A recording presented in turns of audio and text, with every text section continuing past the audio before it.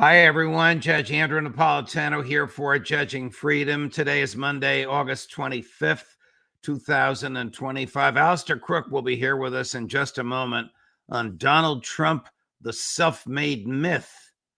But first this. While the markets are giving us whiplash, have you seen the price of gold? It's soaring. In the past 12 months, gold has risen to more than $3,000 an ounce. I'm so glad I bought my gold. It's not too late for you to buy yours. The same experts that predicted gold at $3,200 an ounce now predict gold at $4,500 or more in the next year. What's driving the price higher? Paper currencies. All around the world, they are falling in value.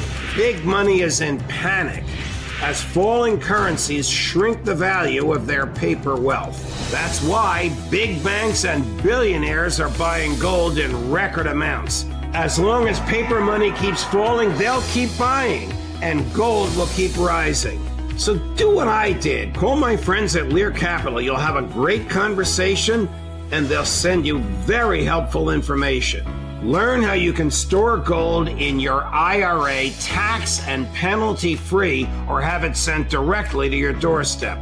There's zero pressure to buy, and you have a 100% risk-free purchase guarantee. It's time to see if gold is right for you. Call 800-511-4620, 800-511-4620, or go to LearJudgeNap.com and tell them your friend the judge sent you. Alastair, welcome here, my dear friend, and thank you for accommodating my schedule today.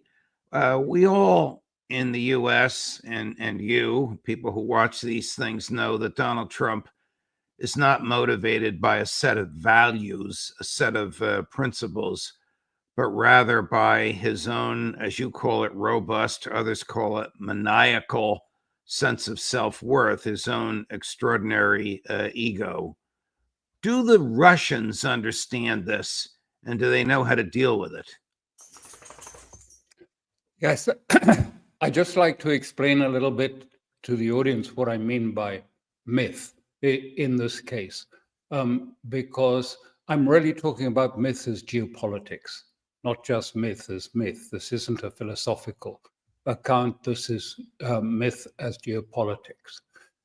And what I mean by that Trump is to a certain extent become mythic is in two categories. One is his extraordinary ability to dominate the discourse around the world, globally. Who is everyone talking about? Trump. He does this through the force of his personality, he claims. And that's why he does it. And you cannot any longer go on thinking of Trump as just being a standard political figure, a sort of, narcissistic politician of the kind which we see all the time. There is a quality that is different. For one thing, I mean, he has just, everything has been thrown at him. Any normal human being would be laid flat or gone off into retirement. He survives, and he comes back still invigorated. And of course, as you just said, I mean, he's in no way mythic in the old sort of sense of the word. He's an elderly, slightly infirm real estate oligarch with lowbrow tastes and an unusually robust ego. But Steve Witkoff has said, who's his long-standing friend, has often said that actually what is special about him, if you like, his magic, is his deep conviction in himself that it is his dominating, commanding presence alone that is capable of bending people to his will and states to America's interests. Witkoff, incidentally, concurs with the self-assessment completely. Carl Jung, and this is where I want to introduce myths as geopolitics. Carl Jung, the psychiatrist in 1936, pointed out that when you have signs of such extraordinary power over the collective minds of people. In the interwar era, this came boiling out, he claims, from the realms of myth and archetype. This is the driving force that allowed it to happen. For that era, not this one, but that era, Jung pointed to Wotan, who in myth is a restless wanderer who creates unrest, stirs strife, now here, now there, but works magic. Right. Jung thought it piquant to a degree that an ancient god of storm and frenzy, German god of storm and frenzy, the long quiescent Wotan, should come to life in the German youth movement. And we know what that led to in the years that followed, his insight. The power of these deep psychic, quasi-forgotten imagery is repeating itself today. It has huge implications. Is this an instructive comparison? And Jung was talking about Hitler. Is it instructive to compare Hitler's ability to control the masses with Trump's? It's not the same, but it is dependent on using mythic imagery and digging deep into the psyche, in that case of the German people, in order to create that sort of control. But it's not I'm not suggesting that he is following Hitler in that way at all, but that they using the same way of envisaging it. And I'll explain a bit further. We know that Trump faces huge pressures. We know the Epstein affair, the Western security state narrative of we are winning, they are losing, that creates a dynamic for further war in Ukraine. But we do not understand, and this is where I come back to the present and myth of today. We do not understand perhaps the nature, the actual conditions of Israel's hold, what hold it has over Trump and his imagination. A hold that Trump seems impelled to normalize the genocide that is taking place there, within the Western sphere, to make it seem normal, to seem justified. The massacre of women and children taking place before our eyes. Qualms about this are quashed. We are not allowed to complain. We do, in effect, become complicit and indeed accountable for these acts nonetheless, because of their normalization into our societies. Bloodlust in Gaza has been awakened not by Wotan, but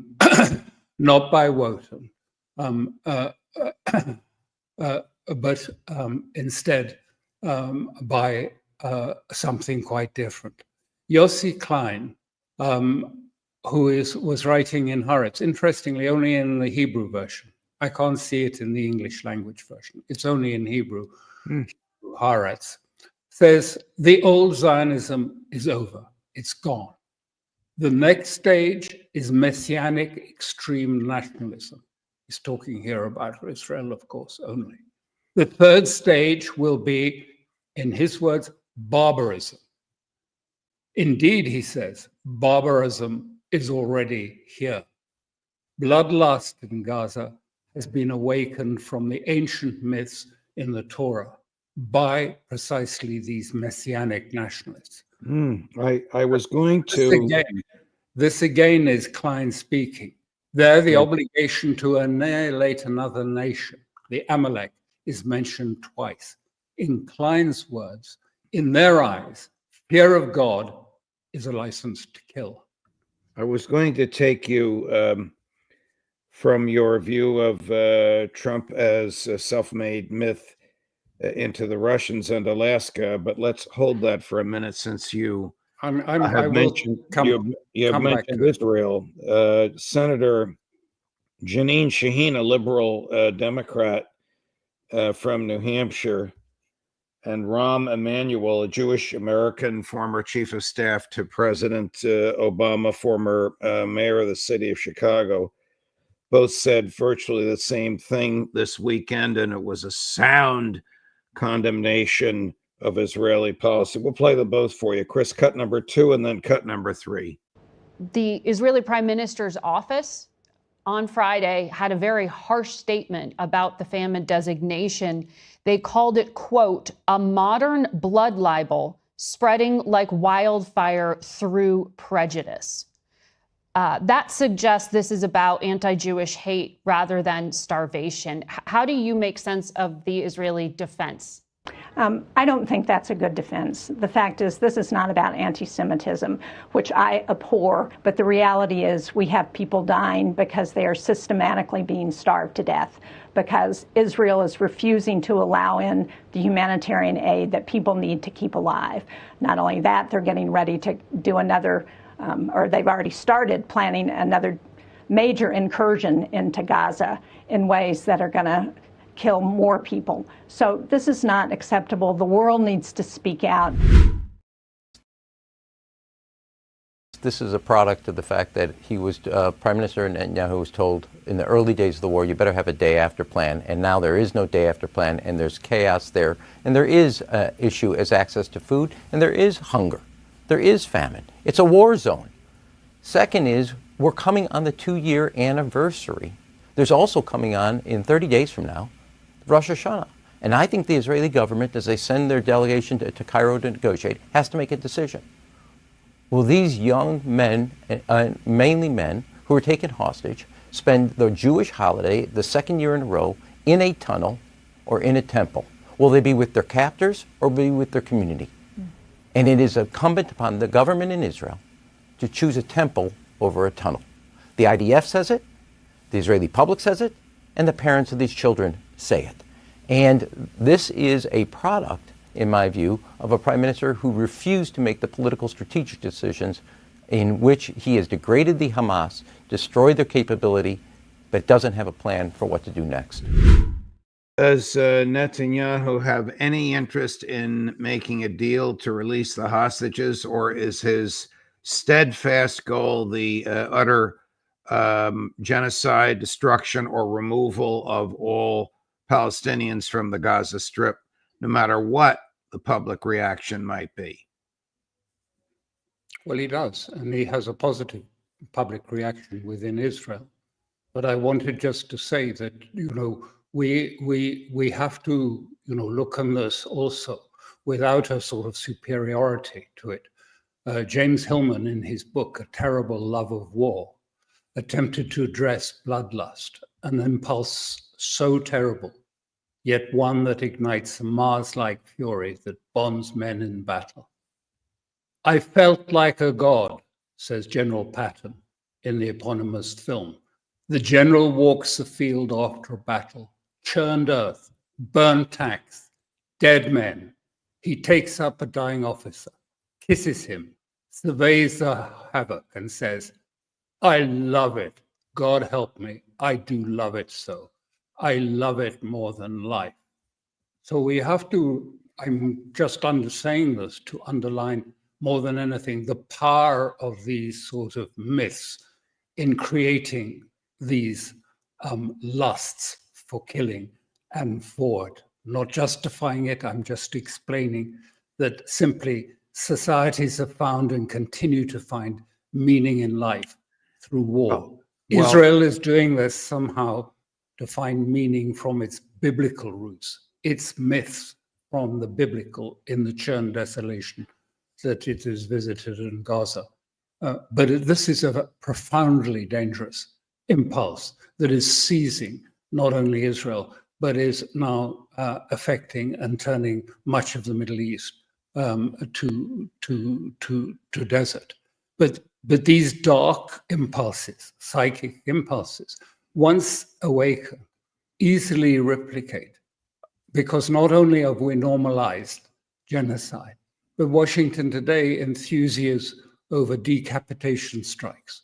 Lebanon, Syria, Iran, Assassinations find their justification, and model gold exploding pages and cell phones are thought to be a cool gift to give to a president. This is how it spreads. This is how it sort of moves and moves on elsewhere. And there are other deep psychic impulses that seem dangerously close to awakening. One prominent member of Trump's close circle, Peter Thiel, is due to give a series of 4 lectures next month on the role of the catechon as somehow a bulwark against something far worse, the Antichrist. This, no doubt, will be a biblical explanation, but clearly the ancient but still potent image of the Antichrist is now in the air. This is what Macron had to say, quote, exactly. Putin has been a constant destabilizing force, he said. Russia has become a threat to many, including us. Now listen to this. It has to eat to survive. So he's a predator. That's Putin.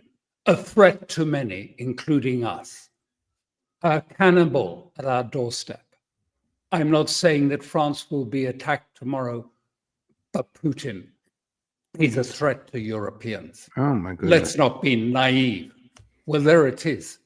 The imagery evoked of the beast at the door, the cannibal needing to eat. I'm thinking It's of very clear. I'm thinking of William Butler Yeats. One rough beast slouching toward Bethlehem. I think I've quoted that properly. You stirred something I had to memorize in high school in my brain. But back to what you just said from Macron. Here's the American version of this. Here's Lindsey Graham last week saying we must crush Russia. Chris, cut number 4. Putin fears Trump, and I think he's been tough. And my advice to President Trump and Marco is if you got to convince Putin that if this war doesn't end justly and honorably, with Ukraine making concessions also, we're going to destroy the Russian economy. We have the ability to do it. To Europe, why don't you put tariffs on India for buying Russian oil? To Europe, why don't you threaten China with tariffs for being the largest purchaser of Russian oil? To Europe, you can do more. If Europe and the United States banded together and we told Russia that if this war does not come to an end, we're going to destroy your fossil fuel economy, this war would come to an end. I think we have the ability to crush the Russian economy through putting tariffs on people who buy Russian oil and gas, buying cheap oil to prop up his war machine, and I intend to push that until I can't push anymore. Well, I really don't think he knows what he's talking about, but he does manifest this neocon belligerence and hatred toward and fear of Russia, articulated more potently by the quote you just cited from French President Macron.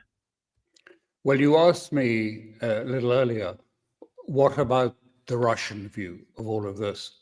And what I think Putin at Anchorage, seemingly he understood the psychology that underlies Trump and paid attention to the psychology and the sudden request to meet with him. The Russians treated Trump in a very respectful, courteous, and friendly fashion, despite all of the comments that come out of Washington and from Europe. I mean, some of them extremely ugly, like the ones from Macron. Less noticed, perhaps, but psychologically crucial, is that Trump seemed to recognize in Putin a fellow from the pantheon of putative, mythic leaders, also a Polonian, perhaps, rather than Diocenes for Trump.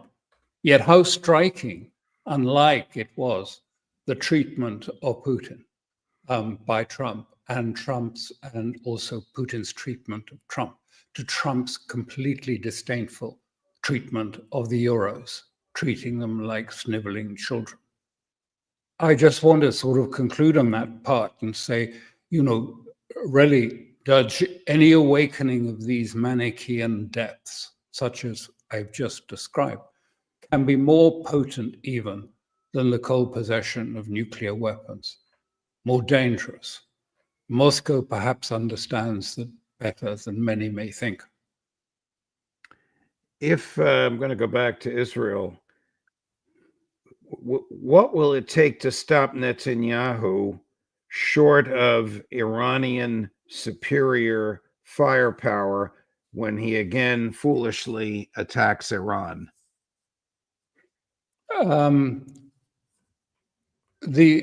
I think I've been trying to chart at some point that, many in Israel see this as a state that has lost its way, that has no future, except, if you like, in allowing the sort of bloodletting in Gaza and West Bank. The Iranians are preparing for a conflict, preparing very urgently because they suspect that Israel is preparing urgently because Israel fears that the Chinese are sending advanced air defense weapons to Iran, which they probably are. And so both sides are moving very quickly. I believe there are big changes taking place in Iran, big shifts taking place at all levels, and that it is getting ready. And I don't know that it will necessarily await on Israel the choice on timing of a conflict. The language that is being used from the supreme leader is very clear. He thinks this is a waste of time to talk to the Americans or to the Europeans because they are simply trying to trick us. And he sees this as the inevitable big conflict is coming, and it's coming quite soon. And so they are preparing for that. And they claim that this will have new unsuspected weapons will be used in this occasion. And as I say, Israel is preparing also. This is not about the nuclear program. It's about wanting to topple the Iranian state and wanting to decapitate it, topple it, and turn it into a Balkanized country like Syria is at present a disaster. I'm going to put, before we go, up on the screen a statement from Trump on Truth Social suggesting, well, look at this. It is very hard. This is the President of the United States late last week. It is very hard, if not impossible, to win a war without attacking an invader's country. It is like a great team in sports that has a fantastic defense but is not allowed to play offense. There is no chance of winning. It is like that with Ukraine and Russia. Crooked and grossly incompetent Joe Biden would not let Ukraine fight back, only defend. How did that work out? Regardless, this is a war that would never have happened if I were president. Zero chance. Interesting times ahead, President DJT. Is he intimating to the Kremlin that he might authorize Ukraine to use offensive weapons that can reach Moscow? Is this any way to negotiate?